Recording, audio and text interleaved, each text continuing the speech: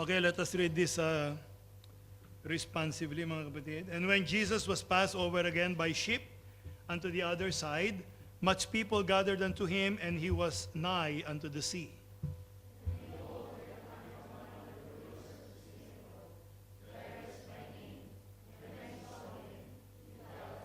And besought him greatly, saying, My little daughter lieth at the point of death. I pray thee, come and lay thy hands on her, that she may be healed, and she shall live.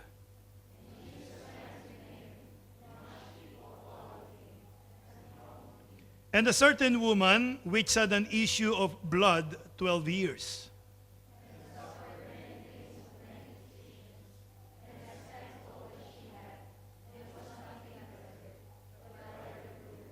when she had heard of Jesus, came in the press behind and touched his garment.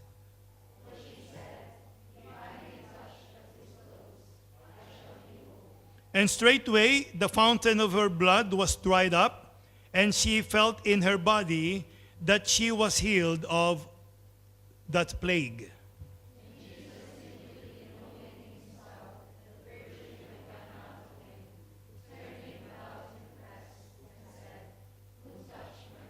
And his disciples said unto him, Thou seest the multitude thronging thee, and sayest thou, Who touched me?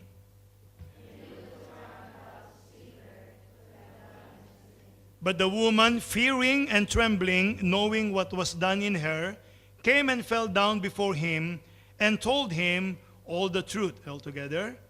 And he said unto her, Daughter, thy faith hath made thee whole. Go in peace, and be whole of thy plague. Father, bless the preaching of thy word. I pray that you will speak to us today. In Jesus' name I pray. Amen. You may be seated. Okay, the title of our message today is The Bloody Woman. The Bloody Woman. I am not cursing, but she was a bloody woman. So we can see that the Bible is filled with impossible and hopeless cases. And the reason for that is that we have what we call the God of the impossible. Amen? God is mastering in the realm of the impossible, because if what God will only do are the things that are possible, then He is no more better than all of us. So the reason why He masters in the impossible and the hopeless cases is so that we can see the power of God. And if we see the power of God, then our faith will be in Him, planted and rooted down, anchored on Him, so that in our lives, we can also say that nothing will be impossible. Like what the Apostle Paul says, I can do all things through Christ which strengtheneth me. Why? Because Paul realized that the strength of Jesus is the strongest in the universe. Amen. That when the strength of Jesus is applied, then everything is going to be achievable and nothing will be impossible. So situations and circumstances appear in the Word of God. And so very many of them appear or seem impossible, like the parting of the Red Sea. It is a seemingly impossible event.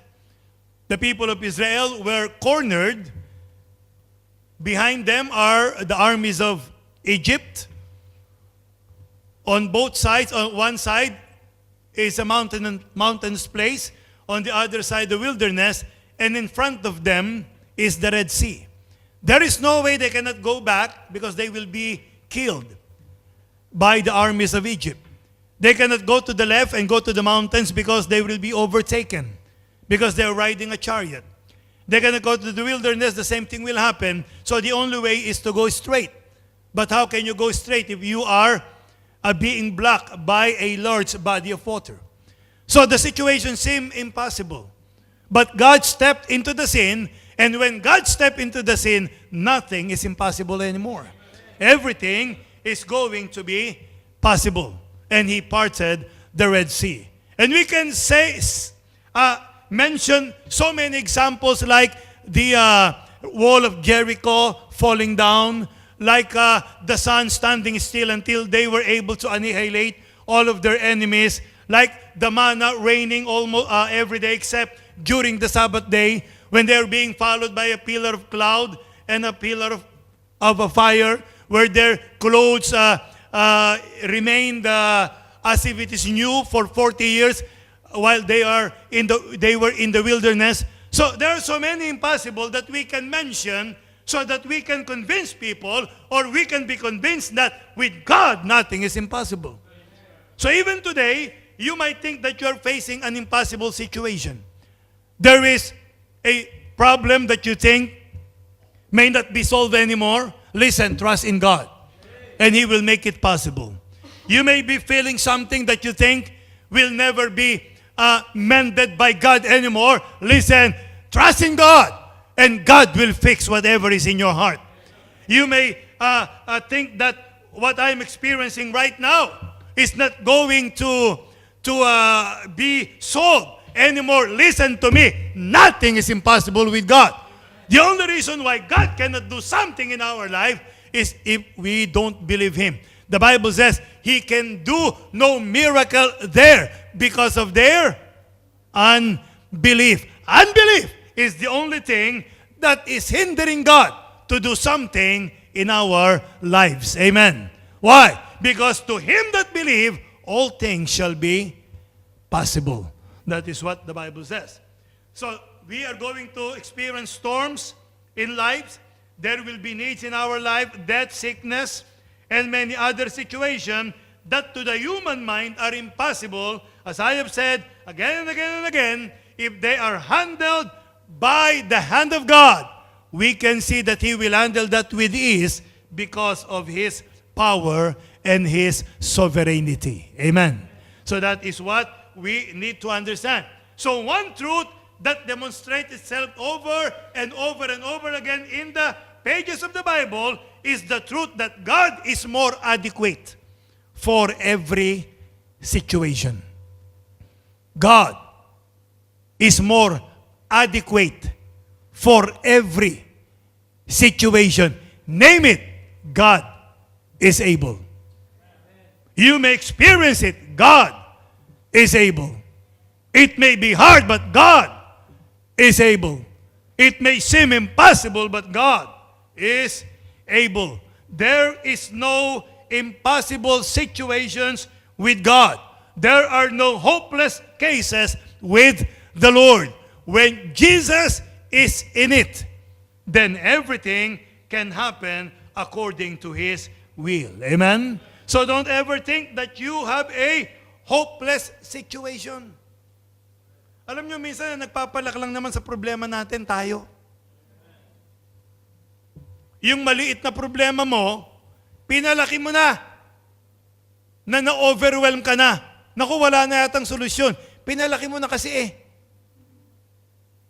Alam nyo ba ang solusyon sa anumang kasalanan? Luhod, repentance towards God. Solve. Pastor, ganun kadali.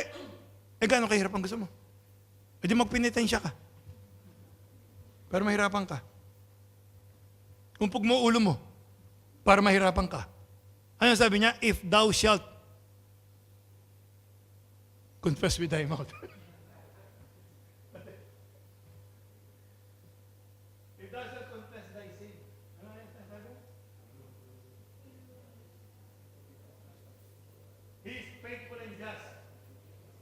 Faithful meaning to say always, never fail, to forgive us and to cleanse us from all unrighteousness. Pero ang problema ito, Pastor, ang bigat kasi ng puso ko, kinargahan mo ng kinargahan eh. Sige nga, kargahan mo ng kargahan pag di mong bigat. Pastor, wala nang pag-asa itong sitwasyon ko. Abay, ininsulto mo pa ang Diyos. Ano ba tuwing sasabihin mong my case is a hopeless case? Don't you know that you're insulting God? Don't you know that you're saying, Lord, this is something that you cannot do. This is beyond your power. This is something that you, even you who created heaven and earth, can do something about. It is something beyond your power. listen, you are insulting God. And you are committing a grave sin before God. You see, sometimes we accuse God of not caring because we think that what we are facing is something that is impossible for God to remedy. You see, in our text, we can see here actually two cases that are, seem to be hopeless, but as I have said, with the power of God, it's going to be something that can easily be handled.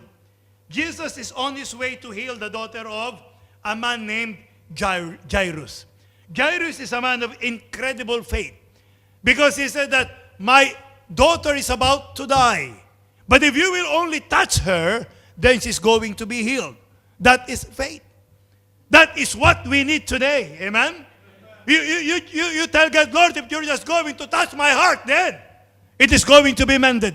Lord, if you're just going to take away my loneliness, then it will be replaced with joy. Lord, if you will only touch my doubt, then it will be replaced with a stronger faith so that I can keep on keeping on, moving on, serving you until the day that I die. Lord, if you are just going to touch me, then everything will be okay. No matter if there is a storm, no matter if there is a need, no matter if there is disease, no matter if there are adversities, no matter even if I'm in the midst of the enemies, no matter if people are persecuting me, if you are going to touch me, then I know that everything will be okay. So he said, just touch her. And she is going to be whole. And then you see, the Lord Jesus Christ is something that is a person that is so gracious. He's filled with grace, full of graciousness, that when Jairus requested of the Lord Jesus Christ, even though he was so tired already, we're going to look at it, he was on the other side. He fed a multitude, he just healed a demoniac, and then he went to the other side, and then people thronged him, and then somebody requested that her daughter be healed, and then the Lord Jesus Christ is so gracious that he will go to the house of Jairus in order to heal his daughter. You see, when you ask God and you ask in faith, God will always answer your prayer. Because that is the character of God. He honors faith. God cannot but honor your faith. If Jairus will ask him without faith, Jesus may not come. But because Jairus, the Bible says, asked in faith, then the Lord Jesus Christ obliged him. So he was on his way, going to the place, to the house of Jairus, in order to heal his sick daughter. But there is a side story or an event that happened while Jesus Christ is on his way to the house of Jairus. We can see here a great crowd, and in that crowd there was a woman who is very weak. I believe she's dying, who reached out and touched Jesus Christ.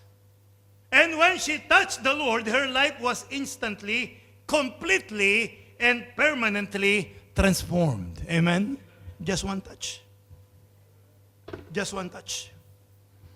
He touched the Lord Jesus Christ and everything changes.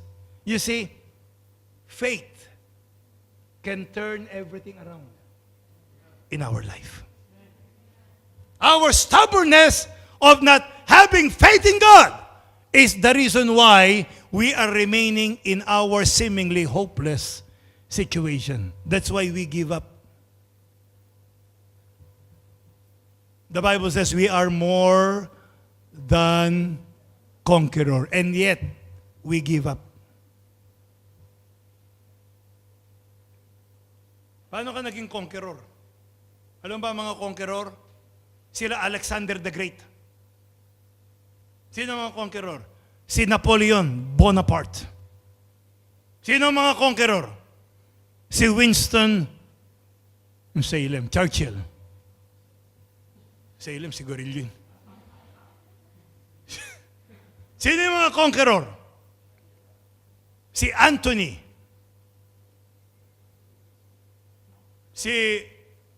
yung mga great na tao, yung mga sikat na pinag-aaralan na sa history. Sila conqueror lang, tayo more than. More than conqueror. And yet, we live a defeated life. Why? Because we do not want to put our faith in Jesus. Di ba? Kapatid, balikan mo nga yung buhay mo ngayon kahit na panandalian lang. Ilang beses na yung sitwasyong naranasan mo na, hindi mo ba nakita ang Panginoon ng kumilos? Panginoon ang gumawa? Ano kaya mangyayari dito sa pamilya ko? Wala na yatang pag-asa. Then nakita mo kumilos ang Diyos. Ano kaya mangyayari sa business ko? Wala na yatang pag-asa. And then nakita mo kumilos ang Panginoong Diyos. Bakit? Kasi nagtiwala ka. Pastor, nagtiwala ko ba na nangyari? Papalitan ng Diyos yan, mahigit pa. Kasi God cannot but honor your faith in Him. Hindi pwedeng hindi honor yan ng ating Panginoon. So, that touch changed and transformed her life. And listen, there are people today here who need the touch of Jesus. Or you need to touch Jesus so that your life will change. Kapatid, makinig ka mabuti sa akin bago matapos ang araw na ito. Pag ang buhay mo walang nangyari sapagkat hindi mo pinagtiwalaan ng Diyos sa buhay mo, ganun lang kasimple. Huwag ka nang magturo, kapatid, ng ibang tao. Kasi nasa sayo ang paghawak at pagtitiwala kay Kristo. Hindi nasa ibang tao. Hindi nasa ibang tao. Maaaring may gawing masama sa ibang tao, pero ikaw pa rin ang makapangyayari sa buhay mo. Sabi ko nga, may mga bagay na hindi mo makokontrol. Huwag mo nang kontrolin. Ang frustration natin kasi yung mga bagay na hindi natin makontrol. Sabi nga nung tanong, bakit hindi niya ako mamahal? Hindi mo kontrolado yung knock-knock. Ang kontrolado mo yung mahalin mo siya. Yun ang kontrolado mo. Pero yung hindi ka mahalin, hindi mo kontrolado yun. Wala kang magagawa dun. Yung iba, frustrated, bakit? Kinokontrol nila, nakuha ng shotgun. Para pakasalan sila. Ano resulta nun? Gulo ng buhay. Yung Tito Popoy ko. Popoy ang pangalan niya, anong gagawin natin? Napakasawa si Tita Nieves. Pinikot lang ni Tita Nieves si Tito Popoy ko kasi ang tatay ni Tita Nieves ay chief of police ng Lower Tamaraw sa Valenzuela. Talagang tinakot ang Tito Popoy ko. Walang nagawa, kundi pakasalan siya. Ano nangyari sa buhay niya? Halos araw-araw away. Walang tigil. Bakit? Ipinilit mo eh. Hindi mo kontrolado, kinontrol mo. You can only control a situation for a very, very short period of time. If it is not meant to be, it's not going to be. Ganun kasimple yun. Kaya huwag kang gawa ng paraan. Sige, you be as you are. And then the Lord will bless you as you are. Hindi kailangan, ang lakad ko, baguhin ko. Para mapansin nila ako. Kasi ang lakad ko, ganito eh. Hindi naman makakagusto sa akin. Gagawin kong ganito.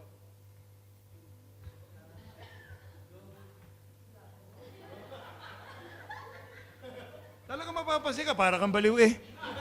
Hindi makakapansin sa'yo. Amen? Papansin ka talaga. Huwag kang gumawa ng paraan. Pag hindi mo kontrolado, kami, misis ko madalas mag-usap patungkol sa church, patungkol sa gawain. Sabi ko si Sir Maribel, let it go. Alam mo kung bakit? Hindi mo naman kontrolado ang kanilang magiging response. Kamukha ko, ako'y lagi nakikiusap sa inyo. Alam niyo kung bakit? Hindi ko kontrolado ang response ninyo. Ang kontrolado ko yung response ko. So magre-respond ako ayon sa sitwasyon. Pero hindi ko kontrolado ang response ninyo. Kung ayaw nyo mag-post, alam naman patayin ko kayo para mag-post lang. Alam nga naman, takutin ko kayo para mag-post lang. Sabi, hindi ko kaya niya, anong gagawin ko? Hindi ko kontrolado yun eh. Pero makikisap ako na makikisap. Bakit? Kasi ipinaglalaban natin to para sa Panginoong Diyos. But this is going to be something that if you cannot control it, wala kang magagawa. Kaya ang buhay mo, pag hindi umayos, wala kang ibang pwedeng sisihin kung hindi ikaw. Because you can touch Jesus and Jesus can touch you. So, when she touches the Lord, then her life changes. Hindi her woman changes, ha? Hindi nangawakan niya ang Panginoon. Uy, lalaki na ako. Yahoo, LGBT. Panginoon, hindi ho. Ibig sabihin, yung buhay niya ay nagbago nung kanyang mahawakan. Mahawakan, magandang term. Kasi nasa isip ko, mahipo eh. Pero, hipo naman. Hipuin mo. O hindi ba? Hindi po mo. Minsan kasi may mga term na may mga iba yung implication. Hindi ko talaga makakalimutan. Okay, bagong nagpipreach sa kabanatuan. Hindi, talaga. Ay, grabe. Kapampangan ako eh. Kapampangan tayo eh. Siyempre, sa Kapampangan, ang balahibo, bulbul. Hindi, walang biro. Yun ang Kapampangan eh. Wala tayong magagawa. Kaya nag-i-illustrate ako ng manok. Sabi ko, kapag ka binubulbulan ninyong manok, kakong ganun eh. Sabi, gano'n na yung mga sabi ko, anong problema? Pastor, sabi niya, dapat to, oo nga pala, binabalahibuhan. May mga term na gano'n eh, sa lumban. Talagang ako'y tuwan-tuwan, nagpipreach ako, nagtawanan yung mga lalaki, yung mga babae naman, parang nahiya. Sabi ko, tagal na ninyong Kristiyano. Ang gusto nyo, para kayong bata na nilalaro. Ang gusto nyo, sinasabihan kayong, kutsi-kutsi-kuy, tawanan sila. Sabi ko, maganda to ba? Bigla naman bingko na pitang pa sila. Kutsi-kutsi-kuy, para kayong tagal nila. Kutsi-kutsi-kuy. Yan pa rin, kutsi-kutsi-kuy sa lumban. Sex. Hindi ko alam. Hindi ba ginagamit natin yung kutsi-kutsi-kuy pag ginaano yung mga bata? Mali, talagang nung pagkasabi sa akin, talagang pati buhok ko namula. Talagang red yung buhok ko, napicture lang ako nun. Sa sobrang hiya ko. So yun, pag-aralan natin, the bloody woman. Amen? The bloody woman. Number one, let us look at her suffering. Let us look at her condition. So, her condition is that the Bible says she has an issue of blood. It literally means that she was hemorrhaging or bleeding. We do not know what part of her body or in what part of her body is this continuous hemorrhaging or flowing of blood, but most probably, she is suffering from a continuous menstrual flow that never ceases. Actually, si Sir Joe Añata before, naranasan niya yun, mga ilang taon din, di ba? Siya 12 years. Nung naranasan mo, di ba, nakakaranas ka ng panghihina, etc. Ito, yung issue of blood niya, ay naranasan niya for 12 years. That's why we can say that she was a very sick woman. Ito yung kondisyon nitong babaeng ito.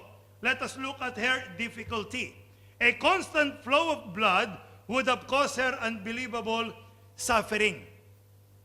Siguradong mahihirapan siya. Siguradong maraming suffering ang mararanasan sa kanyang buhay. Una, meron siyang physical difficulty. From the constant flow or constant blood loss, this poor woman would have been weak and anemic. Siguro maputla siya. Kasi walang tigil eh. Biro mo nagme-mens ka ng 12 years na walang hinto.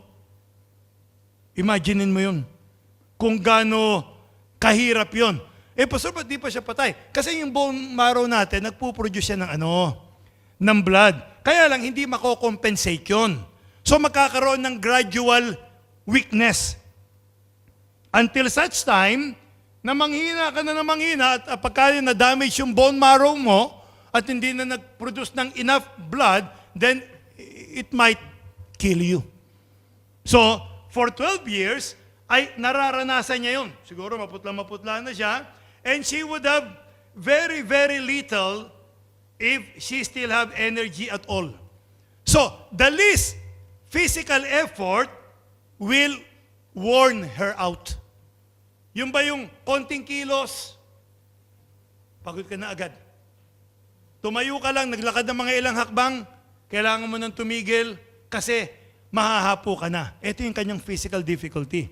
At alam naman po ninyo siguro kung gaano kahirap kapag ka ikaw ay hindi makakilos. So ito yung naranasan nitong babaeng ito. Sabi pa nga ng Bible, yung sakit niya, it is something that plague her. Or another word for plague is whip, meaning to say, constantly hurting her. Araw-araw, nasasaktan siya doon sa kanyang nararanasan. So she has what we call physical difficulty. Number 2, meron siyang medical difficulty. We are told that she had tried all the remedies of all the physicians of her day, and we are told she suffered under their care. What does it mean? It means to say that nothing happened.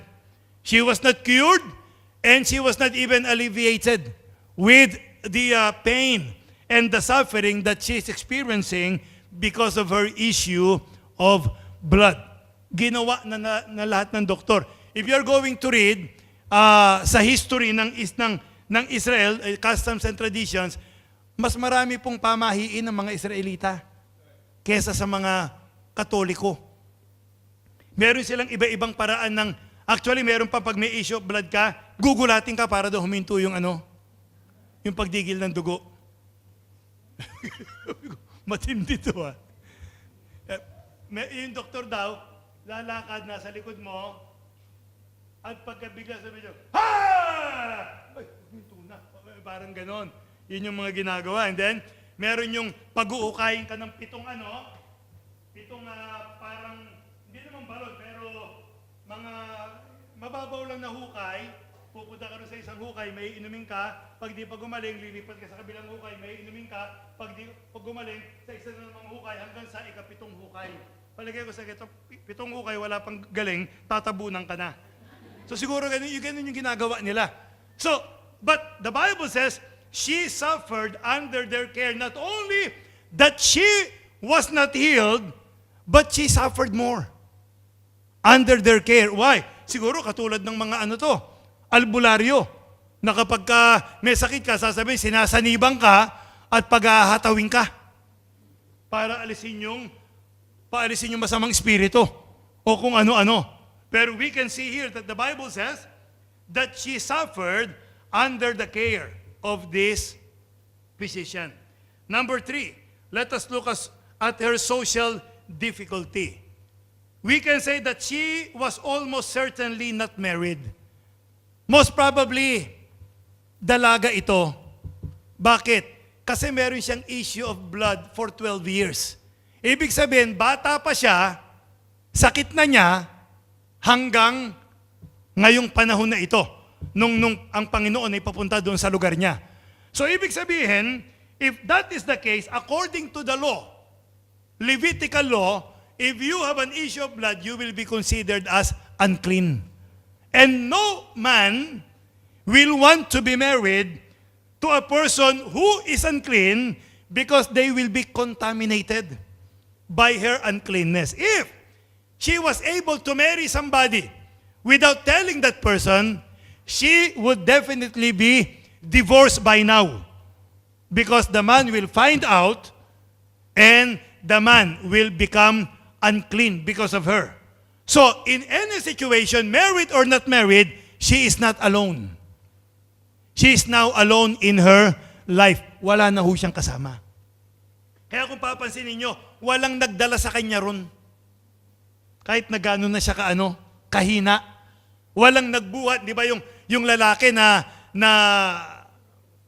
lumpo, may 4 na kaibigan na nagdala. Siya hindi siya pwedeng dalhin. Kasi whoever will touch her will become unclean. Yan ang kanyang social difficulty. Yan yung kalagayan na she could not work around other people because of the danger of defilement. So this reduced her life to a life of begging. Nagpapalimos na lang ho ito. Hindi pwedeng hindi. Kasi hindi siya pwedeng magtrabaho. Kasi sino mang katrabaho niya, yung hawakan niya at hawakan nila, defiled na sila. Under the law. And they need to do something about it. They cannot go on with their normal life until sundown. Kunyari, umaga. Nagwo-work kayo. May tinatch mo. Under the law, defiled ka until sundown. So kailangan, nasa bahay ka lang, wala kang gagawin. Hindi ka makikihalo sa mga tao because you are defiled until sundown. And you will offer something to make you ceremonially clean again. So ito yung kanyang social difficulty. She is no better than a leper. Walang pwedeng lumapit sa kanya at walang siyang dapat lapitan sa kanyang buhay. That is her social difficulty. Her emotional difficulty. Yun yung difficulty niya. Physical, medical, social. Ito emotional, matindi to. Since the Bible says that she had been this way for 12 years and considering the average life span during that time, hindi masyadong mahaba, it is safe to assume that she was probably been this way since her puberty. Halos teenager pa lang. Meron na siyang ganitong sakit. Kaya just imagine the rejection that she is receiving from people around her. Just imagine how lonely she was, how isolated, and how desperate she was in her life. Yun lang mga bata, si Chuchut lang pag nakikipaglaro, pagkatapos sa ayain na ni Sister Kay umuwi, makikita mo yung biglang nalulungkot, halos maiyak siya. Bakit? Kasi nailayo siya sa kanyang kalaro, pero araw-araw nakakapaglaro siya. Isipin mo ito, wala itong makalaro mula nung bata siya. Wala siyang makabarkada na kasing edad niya. Palagay ko kahit ang mga magulang niya, hindi siya pwedeng arugain. Kasi mayroong batas na magbabawal sa kanila para sa alagaan. So imagine yung kanyang emotional difficulty. Tapos kapatid tayo, ang problema lang natin, kaliit-liit. Pero emotionally, akala mo ikaw na ang pinakakawawang tao sa buong mundo. Na-busted ka lang. Magtanong ka kay Deo para mapayuhan ka kung anong dapat mong gawin. Naalala ko si Jan, barkada namin. Nagpa-practice kami sa teatro. Bigla na lang lumabas, humahagulgol, at pagkatapos nakita namin ito sa dulo, meron binasag na bote. Tawag doon, yung lalastasin yung kanyang yung kanyang pulso dito yun eh. Yung pulso. Abay nakita namin, hinawakan namin, binawal namin, pagkatapos ng pinagtaway, pinagpapatokan namin para mabuta-buta. Tapos nalaman namin, sabi na, ba't kakaganyan ka? Kasi kanya binasted ako. Pambira ka, karairaing babae sa mundo, nabasted ka lang, nagkaganyan ka na. Oh.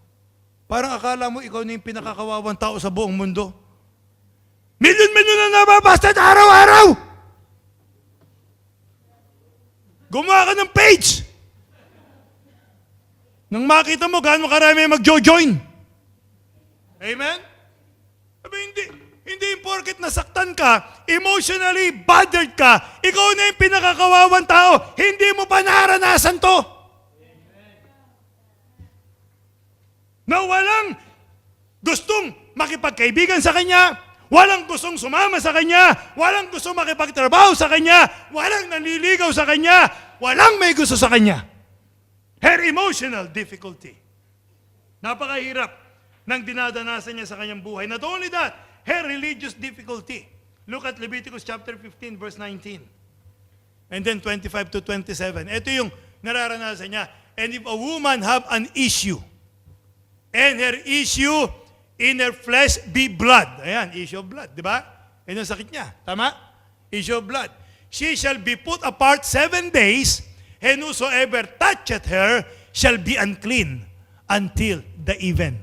So pag nahawakan mo siya, unclean ka hanggang gabi. So, kung magulang ka, paano mo siya nga alagaan? Eh di kada touch mo, unclean ka araw-araw. Wala ka na magagawa sa buhay mo.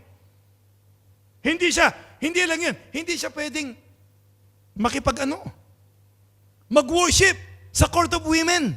Bawal. Kasi meron siyang issue of blood. Hindi siya pwedeng makasamba sa Diyos. Look at verse 25 and to 27, same chapter. And if a woman have an issue of her blood many days out of the time of her separation, or if it run beyond the time of her separation, all the days of the issue of her uncleanness shall be as the days of her separation, she shall be unclean. Ibig sabihin, balik mo muna, pag nagme-mens ang babae, during that time, ihihiwalay. Kukwarantin. Kaya ang mga babaeng Israelita, buwan-buwan, naka-quarantine. Pag nag-mens. Ay, magme-mens ako, alis dyan, kadiri iw. Ayun. Isa-separate yun. Hanggang matapos yung kanyang pag-mens. Gano'n raw katagal? Usually, 7 days. At meron namang mas mahaba. At yung buong 7 araw na yun, habang nagme-mens siya, she will be considered unclean. Etong babaeng ito, 12 years. Isipin mo yun. 12 years na siyang separated sa lahat ng tao. 26. Every bed whereon she lieth, all the days of her issue shall be unto her as the bed of her separation, and whatsoever she sitteth upon shall be unclean as the uncleanness of her separation. Isa lang ang pwede niyang higaan at isa lang ang hinihigaan niyang kama sa loob ng 12 taon.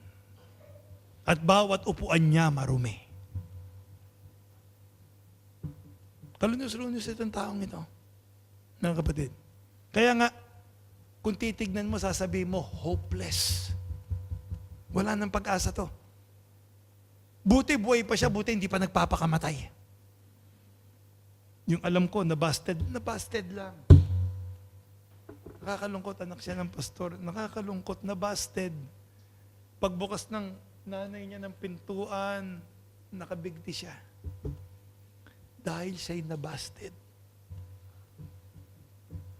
Sipin niyo yun. Bakit? Nakalimutan niyo ba na may Panginoon? Nakalimutan niyo ba na nandiyan si Kristo? Nakalimutan niya ba na higit pa si Kristo sa sino man pwedeng maging boyfriend o girlfriend o asawa mo sa buhay mo? Amen? Kaya walang dahilan para tayo mo, wala nang pag-asa sa buhay. Because we have God. Look at 27. And whosoever toucheth those things shall be unclean, and shall wash his clothes and bathe himself in water, and be unclean until the even. Maliligo hanggang, kahit naligo na, marumi pa rin siya hanggang gabi. So this is her religious difficulty. Therefore, she cannot even go to the temple and worship God. Why? Because if she will come into contact with anybody, they cannot worship God that day because they will become ceremonially unclean. So she has physical difficulty, medical difficulty, social difficulty, emotional difficulty, religious difficulty, and then financial difficulty. What did the Bible says? The Bible tells us that she spent all she had. Kapatid, kahit gaano ka kayaman, pag nagkasakit ka na walang halos kagalingan, ubos ang pera mo. Naalala mo yung member natin, Sister Maribel sa Kabanatuan. Ano siya? Maganda ang posisyon niya sa gobyerno. Actually, sabi niya nga, nung unsaved siya, corrupt sila. At yumaman talaga siya. Mayaman na mayaman. Hanggang nagkaroon siya ng sakit na bicameral kidney problem. Hindi na nag-function yung kanyang bato. At kailangan siyang dialysis. At yung yaman nila, ang ganda ng bahay, dami ng pera, naubos. Hanggang sa nangungupahan na lang sila nung ma-witnessan namin. At naligtas siya. At pagkatapos niyang maligtas, sabi niya, Pastor, bago man lang ako mamatay, gusto ko ma-witness ang lahat ng kamag-anak ko. Kaya almost every day, lumalabas kami, pinupuntahan namin ng mga kamag-anak niya. Ito ang problema. Pag sinusumpong siya, minsan nawawala na lang siya ng malay tao. At siya nagdadrive ng tricycle. At ako yung pasahero. Kaya pag pupuntahan na namin yung kamag-anak niya, ay wala ka nang makikitang spiritual na tao sa buong mundo kung hindi ako sa oras na yun. Panginoon, wag po siyang susumpungin. Parang awa na po ninyo. Panginoon, sana po yung sakit niya ay isuspend niyo po muna ngayon, Panginoon, habang nagdadrive siya. Kasi anytime, pwedeng bigla na lang, lulundag ako kapag medyo gumano na yung motor. And then, biyaya na Panginoon, marami kami na witnessan, halos walang tumanggap, pero ang blessing, na ligtas yung asawa niya at yung kanyang mga anak. And then namatay siya. And then imagine the financial difficulty of this woman. Wala na natira.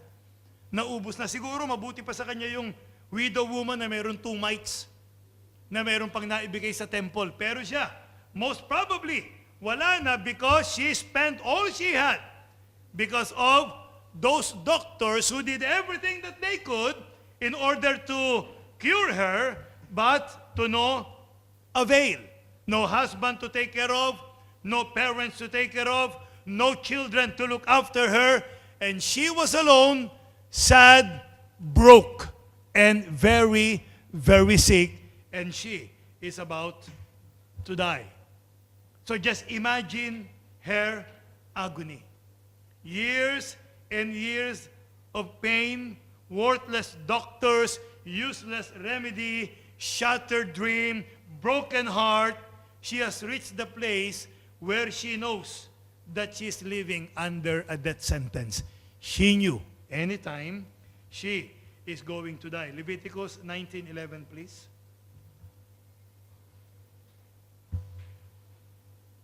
Ye shall not steal. Tama ba? Leviticus chapter 19, verse 11. See? Huwag mo nakawin yung dugo. Huwag. Kasi wala na siyang dugo eh. Naubos na. Naubos mga kapatid ang dugo niya. Saan ka pa kukuha ng dugo? Eh wala namang blood transfusion noon. Right? Hindi pa uso ninyong pagsasali ng dugo. Kaya, ye shall not steal. Neither deal falsely. Ubus na nga pera niya, dadayain mo pa siya. At huwag kang magsinungaling sa kanya. Alam niya, anytime. Tignan mga 11:19 kapatid, baka nabaliktad ko lang yung pagkakasulat nito. 11:19, pakitingin na nga. Hindi rin. Tingnan natin. Mami, mapulo tayo dyan. And the stork, the heron after her kind, and the lapwing, and the bat. Pwede sigurong kunan ng dugo ang mga to. Pero wala nang magagawa. She's about to die.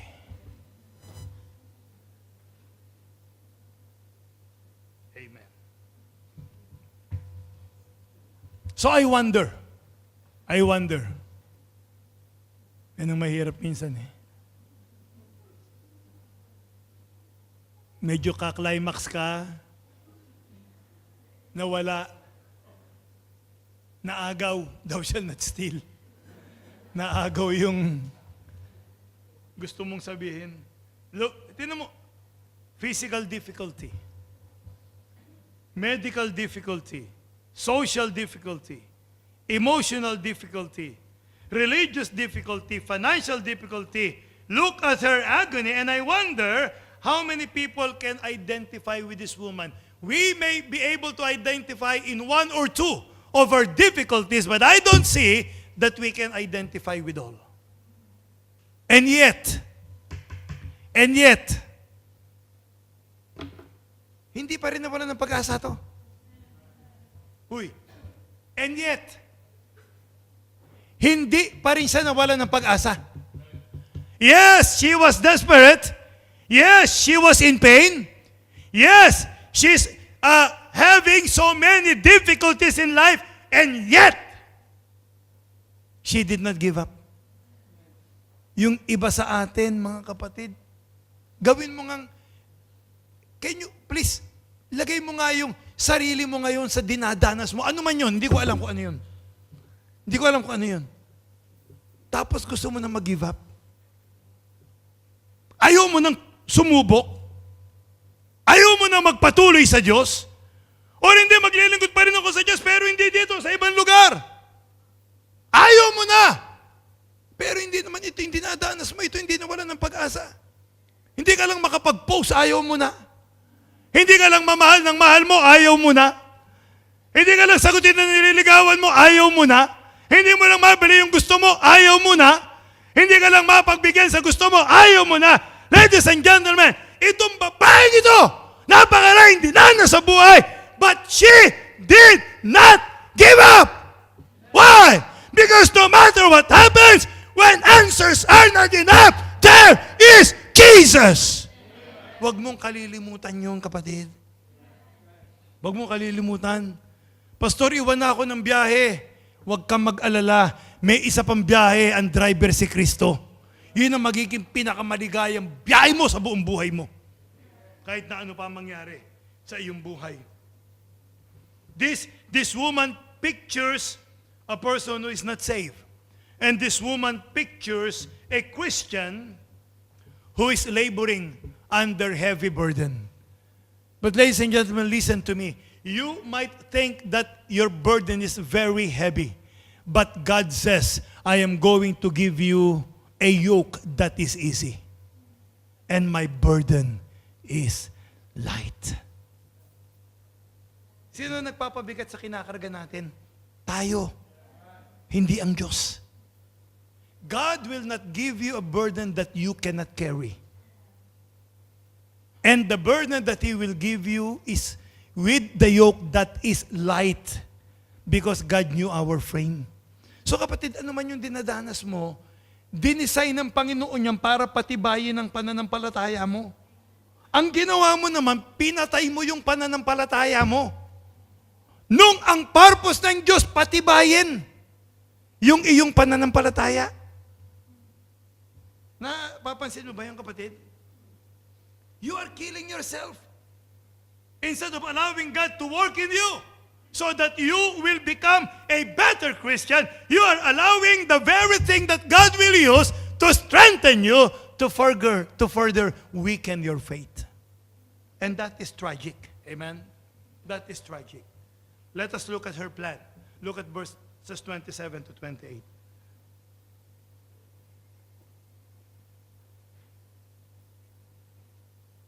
(27 to 28). Balik tayo sa ating text. Akala ko may bumagsak na sa nakatulog. When she had heard of Jesus, came in the press behind and touched His garment. See? May plano siya. Darating ang Panginoon, kanya. Sabi niya, pupunta rito yung tinatawag nilang Jesucristo. Look at her reason. Somewhere this poor woman heard about Jesus. Narinig niya ang Panginoon. Maybe she had heard about how He healed a leper. How He cast a demon out of a demoniac. How He fed the 5,000. Maybe she heard about the miracles after miracles that Jesus did, and she said to herself, I am going to make a plan. I am going to touch Him, because if I can just touch Him, she said, something will happen in my life. Amen? Meron siyang plano. Kapatid, ano plano mo? Ang plano mo, tumakas eh. Hindi plano yon. Ang plano, paano aayusin yung kung anong problema meron ka? Kung anong issue meron ka? Yun ang plano. Hindi yung tatakasan ko na lang to para magsimula ako. Kahit saan ka magsimula, magsisimula ka ng ganun. May plano siya. Meron siyang dahilan. Sabi niya, kung ang iba napagaling niya, bakit ako hindi niya mapapagaling? Kung yung iba natulungan ni Kristo, ako ba hindi matutulungan ng Panginoon? Matutulungan niya ako.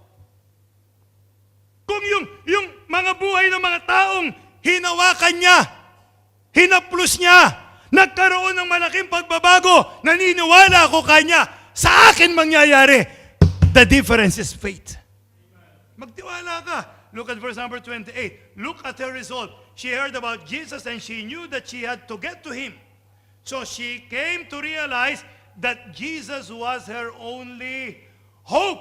She believed with all her heart that if she could just get to him, she would be healed. Look at her determination. Bakit siya determined? Number one, mahina na siya eh. Baka yung bumangon na sa umaga, hirap na siya eh. Magpunta pa kaya doon sa lugar na kung saan dadaan ng Panginoon. Yung pagpunta niya rin siguro, she was just dragging herself because of the overall weakness that she's feeling in her life. And not only that, there was a crowd. The Bible says that people thronged around Jesus. Meaning to say, ito mo kung pinagkakaguluhan, si Zacchaeus nga, dahil maliit, hindi niya kinaya, pumanik sa puno para lang makita ang Panginoon. Lalaki na yan, hindi makasingit. Sa sobrang dami ng crowd na umiikot sa Panginoon, pero determined siya. Sabi niya, kagaling ako. Meron lang akong dapat gawin. Walang makakapigil sa akin kahit na ano. May plano ako. May dahilan ako. Gagawin ko. Tanungin mo sarili mo, kapatid. Ano ba gusto mo accomplish sa buhay mo? Determinado ka ba? Gawin ba yung dapat mong gawin para sa Panginoon? Yung problema lang, nahadlangan ka. Emotion lang, nahadlangan ka. Pera lang, nahadlangan ka. Kaibigan lang, nahadlangan ka. Barkada lang, nahadlangan ka. Boyfriend lang, nahadlangan ka. Pera lang, nahadlangan ka. Nabanggit ko na. Pera pa, nahadlangan ka. Nabanggit ko ulit. Yun lang ahadlang sa'yo? Hindi. Nobody will stop her. She has that determination in life. Why? Because she knew that what she's doing is right. Kaya mga kapatid, huwag kayong magtaka kung bakit ganito na nangyayari, hindi kami titigil kasi determinado kami. At hindi namin papayagan yung pananakot o yung pagkawalan ng kaibigan ang humadlang sa amin para ipaglaban ang katotohanan sa Panginoon. Why? Kasi alam namin na tama yun. At sana malaman nyo rin na tama yun. Nobody is going to stop her. Not only that, hindi lang yun. Hindi lang maraming tao. Para makapunta siya, kailangan niyang makisingit. At sa pagsingit niya, kailangan niyang hawakan ng mga tao. Kung may nakakilala sa kanya, ano gagawin? Maybe she will be stoned to death. Right? That very moment. Bakit? Dinudinin niya yung mga tao eh. Kada hawakan niya nagiging divine. At hanggang gabi, wala na silang pwede gawin sa buhay nila. Uwi na sila, maliligo na sila. At magsaseparate na. Hanggang maggabi, kinabukasan ulit sila babalik sa normal na buhay. At kailangan naman na pagsikuhan. Kailangan niya makalapit sa Panginoon. Look at that determination. Wala siyang pakialam ano man ang sabihin ng tao sa kanya. Ang importante, gagawin niya yung lahat. Diba? Tayo, lagi natin inaalala. Ano na lang ang sasabihin nila? Mga kapatid, ang importante kung ano sasabihin ng Panginoon, hindi ng tao. Takot na takot tayo sa tao. Ano sabi ng Bible? Huwag mong katakutan yung kaya ka lang patayin. Bagkus ang katakutan mo yung kaya ka ng patayin at ibulid ang kaluluwa mo sa impyerno. And that is God. That's why we must only fear God. And we must not fear men. Yun yung hirap niya. Pero sa kabila ng lahat, because of her determination, slowly, surely, she inches her way into the crowd, and while the Lord Jesus Christ is passing by, she touched the hem of His garment. Kasi ang suot ng Panginoon mahaba. Nakalaylay, malamang. At nahawakan niya na siguro yung pinakadulo, yung pinakatassel na, kasi ganyan yung mga ano nun, yung kanyang mga parang prayer ano nila yun eh. Nahawakan niya, and then, nung nakalapit siya, at pagkatapos, nahawakan niya, naramdaman niya na nagkaroon ng pagbabago sa kanyang buhay. let us look at her salvation. It was a powerful salvation. Amen? That touch was enough to change her life. Instant. Yan ang kaligtasan. Pag si Kristo tinanggap mo, nagsisi ng kasalanan tinanggap mo, instantly, naging anak ka ng Diyos. Amen? Ito naman, instantly, naramdaman niya na iba na yung pakiramdam niya. Parang nung, lambot na lambot ka, siguro nanginginig pa yung ano niya, hindi niya na kaya. Inahawakan. Nung paghawak niya, ngayon, naramdaman niya. Nagkaroon ng pagbabago. Naging malakas siya. Naging masigla siya. At naramdaman niya, tumigil na yung pagdanak ng dugo. At naramdaman niya instantly na hindi niya na kailangan itong mga doktor. Hindi niya na kailangan masaktan. Hindi niya na kailangan lumayo. Hindi niya na kailangan mahiwalay. Sabi niya, makakapamuhay na ako ng normal. Makakasamba ako. Makakahalubilo ko ang mga tao. At malay mo kanya, makapag-asawa pa ako. Amen? Nagbago. Ang lahat sa buhay niya nung mahawakan niya ang damit pa lamang ng Panginoon. It was powerful, not only powerful, it was personal. Sa Panginoon, mga kapatid, lahat personal.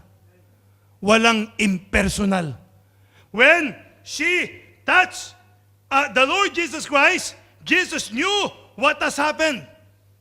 Makinig kayo. Hindi tinanong ng Panginoon kung sino humawak sa Kanya dahil hindi niya alam. Alam niya at gusto niya yung humawak sa Kanya ay magpatotoo na siyang gumawa na sa ganun makita ng tao ang kapangyarihan ng Panginoon. Amen? Kaya kailangan yung ating patotoo. Hindi nakikita ng Diyos yung ginagawa ng Diyos sa buhay natin sapagkat hindi tayo nagpapatotoo. Para ba? Sino pinagpala ako ngayong libong ito? Pinagpala ba kayo ng Diyos? Para sino bigay ng patotoo?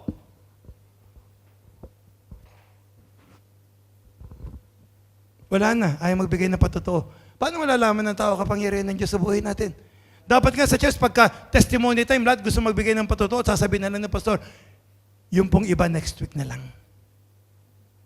Hindi. Sino po pinagpala ng Diyos? Magbigay po ng patotoo. Wala. Nahihiya sa pagpapala ng Diyos. O ayaw ibahagi yung pagpapala ng Diyos. O ayaw ipaalam kung paano kumilos ang Diyos sa buhay niya. Hindi naman importante. Sinasabi sa iyo, walang bagay na hindi importante sa Diyos. Lahat sa Diyos, personal. Baka sabihin ng Diyos, ako anak pala, ako nang pala sa iyo. Abay, wala ka man lang pagpapasalamat. Ay, hindi, Panginoon. Ang pagpapasalamat ko po ay secret. Anak, hindi ko ginawa yan para isikreto. Ginawa ko yan para makita ng tao. Ano sa ganun, yung mga makakarinig, magkaroon din ng pag-asa sa buhay nila, katulad ng ginawa ko sa iyo. Panginoon, hindi po pwedeng secret na lang. Hindi ho. Kaya tinanong ng Panginoon pwede namang hinawakan siya, hindi ba? Gumaling, alam ng Panginoon. Pero nagdire-direction na lang ang Panginoon papunta sa bahay ni Jairus. Di magaling na yung babae. Pero ba't kailangan pa Panginoon? Sabihin, sino ang humawak sa akin? Bakit? Gustong ng Diyos na malaman ng mga tao kung ano nangyari. Nung araw na yun. Hindi ba nakikita nung i-raise up niya si Lazarus? Di ba nakiusap sa kanya? May sakit si Lazarus, hindi siya dumating. Hinintay niyang mamatay. Hinintay niyang mag-4 na araw. Yung araw na naaagnas na yung patay at saka siya dumating. Ano sabi nila? Panginoon, kung dumating ka lang, hindi sana namatay si Lazarus. Sabi niya, hindi. Para ito, kung didiretso ng Panginoon, talagang ang ginusto kong mamatay. Talagang ang ginusto kong malibing. Talagang ang hinintay ko yung araw na maaagnas na sa tingin nyo para ipakita ko sa inyo, I am the resurrection and the life. Bakit? All about God is about showing. Hindi pa sabi ng Panginoon, dapat tayo humble. Ang Panginoon, kahit malaki, humble pa rin siya. Kasi ang pinagmamalaki niya, yung kanyang biyaya. Yan ang Panginoon. Pag tayo nagmamalaki, kayabangan yun. Pero pag tinataas natin ang pangalan ng Diyos at ang biyaya ng Diyos at yung ginawa niya sa akin, humility yun because we recognize that it is all about God, not of us. Sabi niya, who touched me? Tinanong niya. And then, sabi pa nga rito yung babae, fearing and trembling. Siguro, natakot siya dahil sa, naku, nalaman ng Panginoon, hinawakan ko siya. Unclean ako. Baka ma-defile ang Panginoon. So sabi niya, pero kaya lang, pinagaling niya ako Nagbago buhay ko. Kailangan sabihin ko, ako yung humawak sa kanya. Yung humaplos sa kanya. Ako yun. And then, when the Lord Jesus Christ asked who touched him, sumagot yung mga apostol. Sabi niya, Panginoon, ano sabi mo, sino humawak sa'yo? Karahay-raing tao rito. At pagkatapos tatanungin mo, sino humawak sa'yo? Abay, siguro napakaraming tao. Di ba? Kasi alam niyo mga apostol, laging palpak. Nung magpapakain ng 5,000, palpak.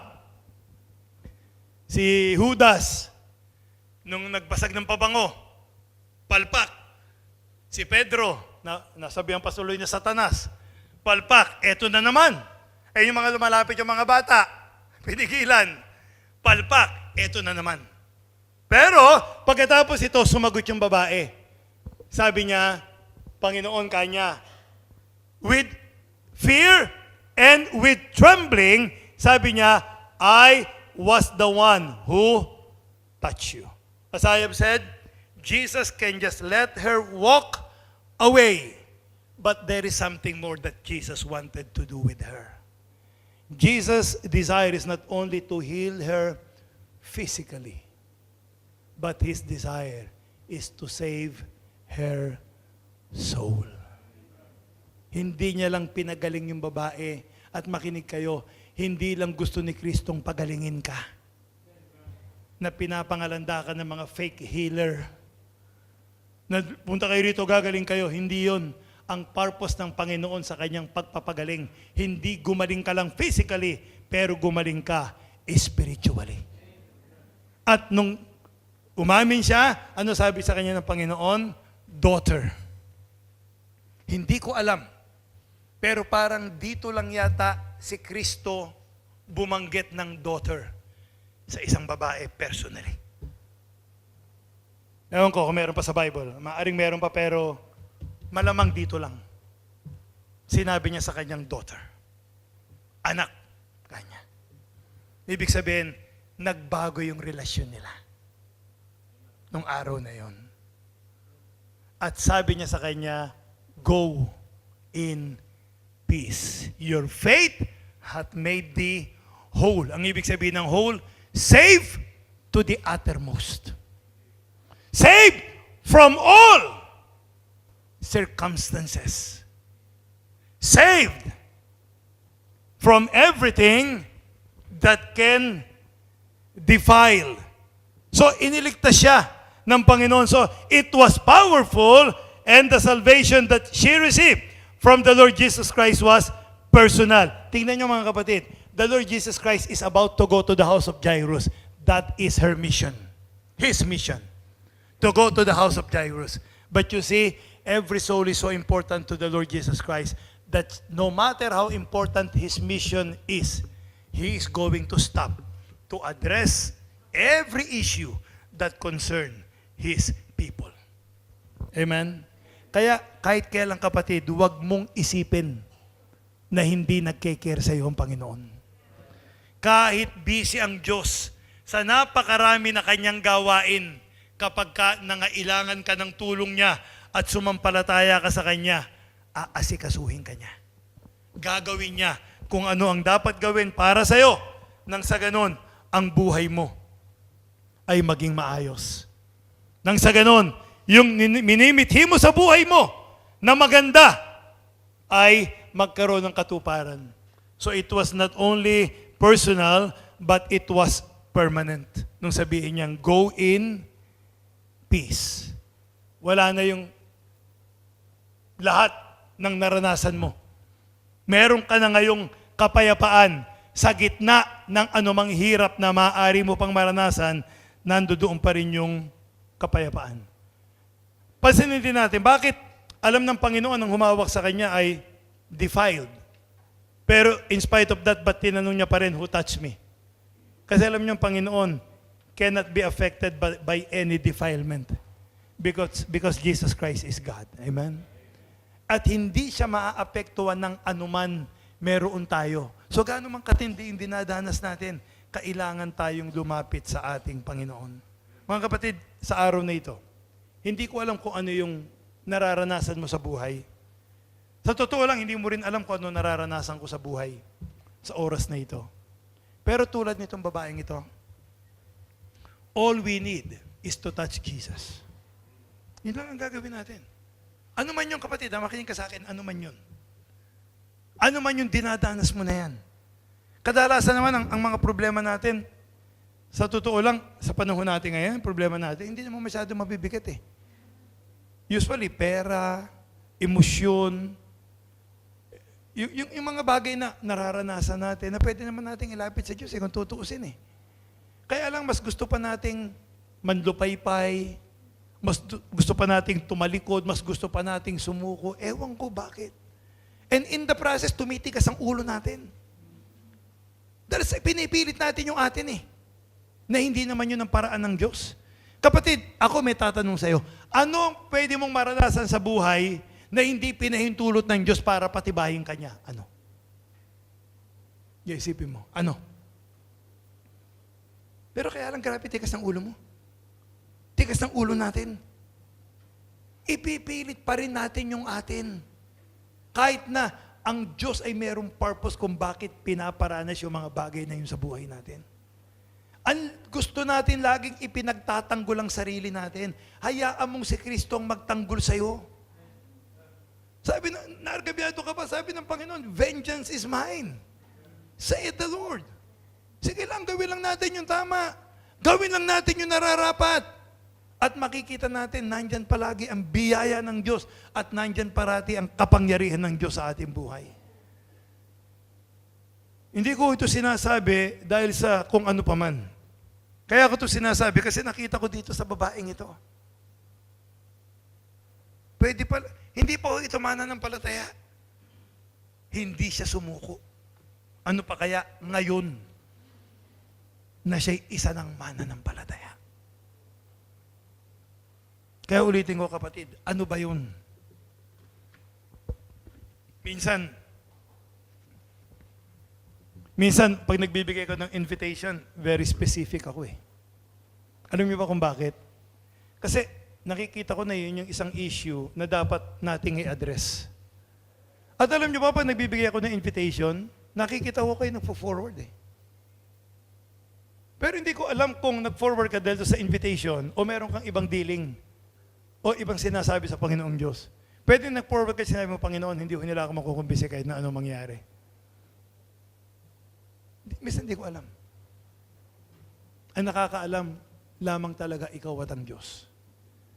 Pero ulitin ko, kung para sa Diyos makabubuti para sa Panginoon, makaluluwalhati para sa Panginoon, ano ang dahilan para hindi natin gawin para sa Diyos? Mga kapatid, minsan lang tayo mabuhay. Sabi ko nga, ako mga kapatid, 55 years old na ako. Pero kung titignan yung itsura ko, parang akong 54.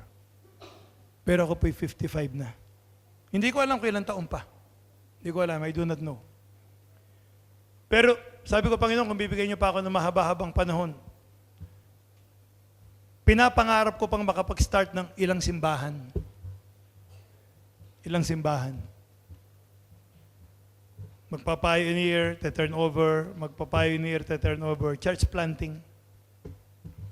Kaya itong mga panahong ito, sa mga darating na panahon, madalas na akong wala rito. Kaya mga may ayaw sa akin, panahon na para magsaya. Madalas na akong mawawala rito. Siguro 3, 4, 5, 6 months a year, maaaring wala ako rito.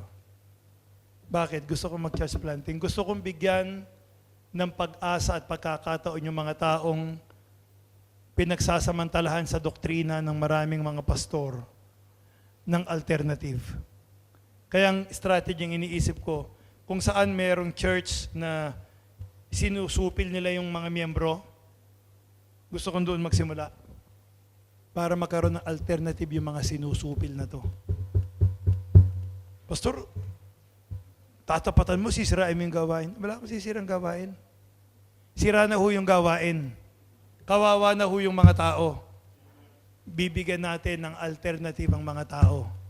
At tignan natin kung talagang kaya silang takutin ng tyranny o mas pipiliin nila yung freedom ng paglilingkod sa Panginoong Diyos. Kapag ka nagkaroon sila ng pagkakataon. Pinausap ko nga si Sister Lily, ano ba yung lugar ka ako sa pagitan ng Lipa at saka ng Cuenca? Simula tayo ron. Simula tayo ron. Simula sa Naga. Maganda magsimula ron. Dahil karamihan ng mga nanto doon ay, yun nga, nangangalandakan pa nila yung mga maling katuruan. Saka naman nakakitang simbahan na, mga kapatid, eto, ano na lang ito, hindi nakasama ito ng mensahe.